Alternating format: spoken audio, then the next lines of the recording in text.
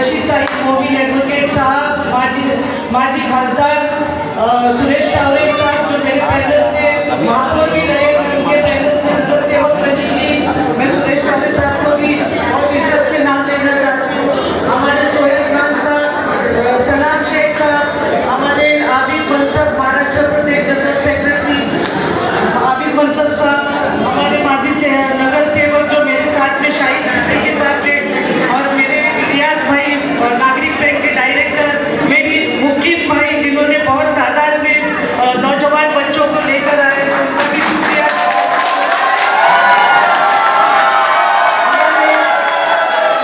हमारे शायर रईस आजमी साहब, और एक और मेरे भाई ने बहुत अच्छी शेर शायरी की थी, और तमाम हमारे बेचारे जितने भी हैं, हमारे नौशाद भाई है, हमारे ये मेरे साथ एक ही साथ हम लोग स्कूल में पढ़े थे, अमरीश गुहिल भाई और सलाम भाई, सलीम भाई, सिराज हाशमी, सबका नाम अर्शी साहब ने ले चुके हैं। और मेरी महिलाएं, मेरी सोना, मेरी रुखसाना, मेरी शरीफा, तमाम बहनों का मैं बहुत बहुत शुक्रिया अदा करती हूँ जो इतनी तादाद में यहाँ पर आकर हमारे मीटिंग में साथ दे रहे हैं। क्योंकि देख लो, इलेक्शन में जब इलेक्शन आता है तो सबसे ज्यादा बड़ा हिस्सा जो रहता है महिलाओं का रहता है, औरतों का हिस्सा सबसे बड़ा रहता है।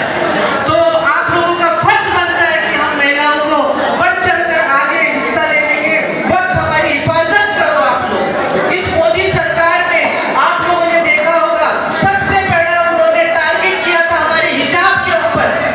आपने देखा था कि कर्नाटक में एक लड़की कॉलेज में उसके हिजाब के ऊपर अटैक किया था। तो मेरी माँ बहनों का हिजाब, आपकी माँ बहनों की बेटियों का, बीवियों का हिजाब कितना ताकत रखता है, वो आप लोग सोचो।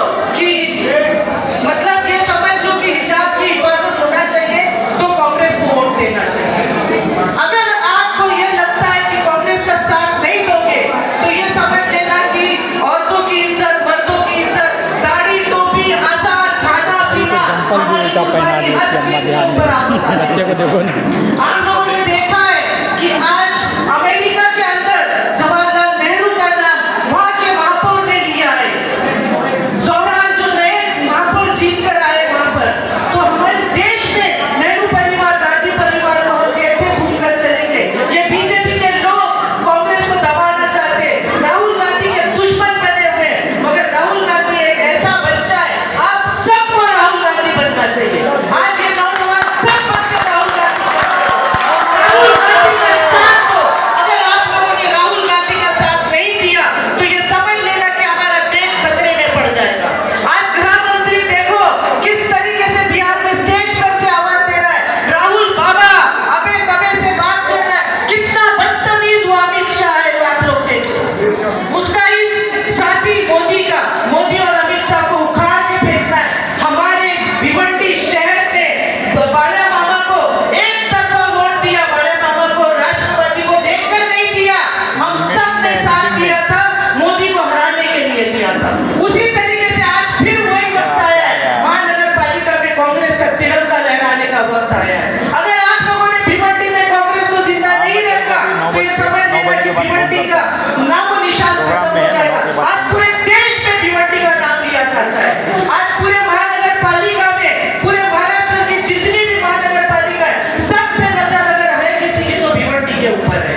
भिवंडी में पिछली बार 47 सीट आई थी। मैं आप लोगों से गुजारिश करती हूँ कि इस बार 67 सीट लाओ, एक तरफा बहुमत देकर आओ, एक तरफा। आप लोग ये मत सोचो कि ये राष्ट्रीय में तो बने, ये शांतिनगर अगर किसी ने सुधारा है, ये संवारा है, तो ये रईस शेख आने के साथ अगर ये सुधर गया, आप लोगों के दिमाग से निकाल दो ये बात। 46 रोड आरसीसी के एमएमआरडी से पास हुए थे, वो रोड ये बने हैं। ये कोई रईस शेख की देन नहीं है। रईस शेख आने के बाद उसने रिबन काटा, जैसे कांग्रेस ने काम किया था और बीजेपी के मोदी ने रिबन काटा, उस तरीके से रईस शेख ने रिबन काटा।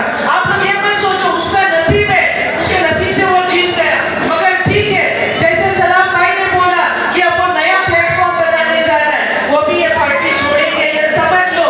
वो नहीं रहने वाले समाजवादी में। रशीदताई साहब ने इतना बड़ा फैसला किया था कि हमारे वेस्ट में समाजवादी के कैंडिडेट के सामने हमने कैंडिडेट नहीं खड़ा किया, हमने इधर